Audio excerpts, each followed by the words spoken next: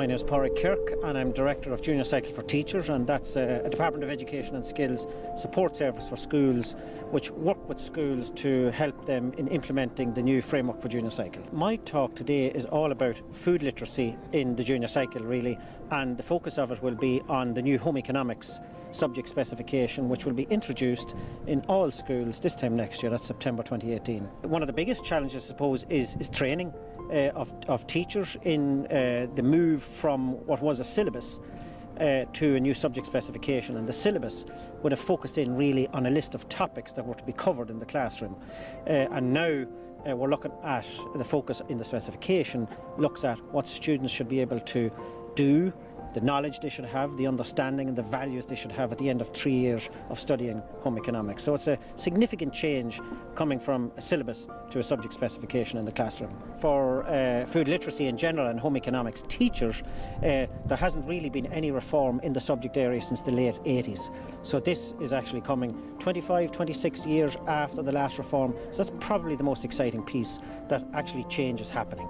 It's absolutely critical that the message gets out, of the importance of food literacy and the school-going population to have an understanding and an experience of food literacy. So any opportunity we get to communicate that message, we'll absolutely grab it. So we're delighted to be here today and to be part of this event. Yeah, I'm Donal O'Shea. I'm a specialist in endocrinology, which is the study of hormones in the body, and I run an adult obesity treatment unit, and I've just started this week as the HSE lead for the clinical management of obesity.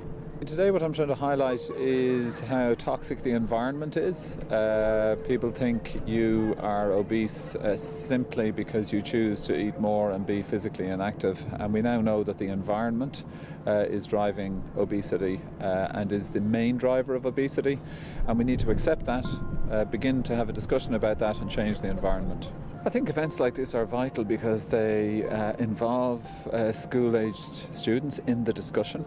They are the generation that will change our lives for the better. They are the generation that will help address the obesity epidemic and not accept the environment that, if you like, my generation have created for them. I think the biggest challenge is to overcome the view that you're fat, it's your fault, and you don't deserve education or treatment. And the science of obesity now should change that view.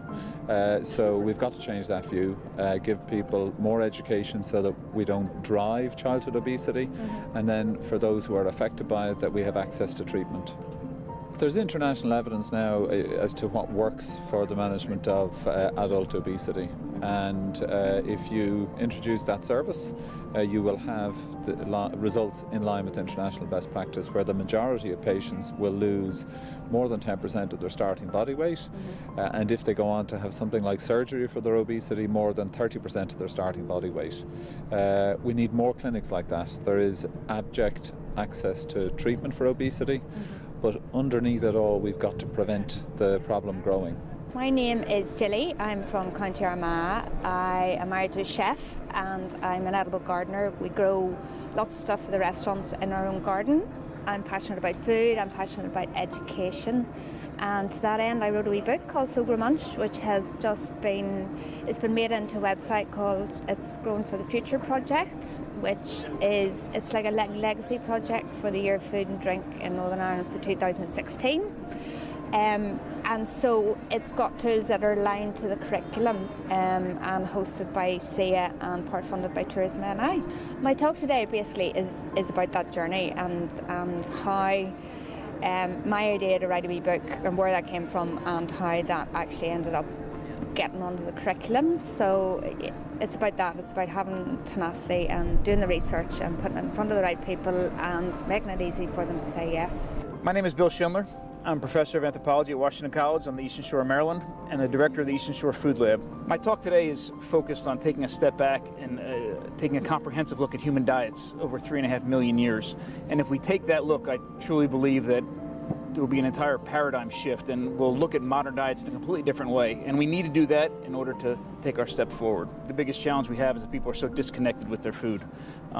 We eat every day, we talk about food all the time, but none of those conversations are meaningful. And that's why an event like this is so very important, because we have an opportunity to take the time with the right people to have the real conversations that we need. And in my case, I think we're taking a step back again and looking at human diets over through time, but also these connections can happen in a lot of different ways, through cooking, through food education in schools, at the home, through meals. Schools are the perfect place where children should learn about food. It's they're obviously in many cases they're not learning it at home, and for some reasons because the parents themselves are disconnected by a generation or two from their own food. Schools are the perfect place. Kids are there, at least in America, they're in school 120 days a year. It's a great place to feed kids healthy food, get kids involved with their own eating and their own cooking of their food, and also through that education as well. One of the things that's truly impressed me, as soon as I stepped foot in Ireland, the food culture here is really amazing. It's innovative, it's progressive.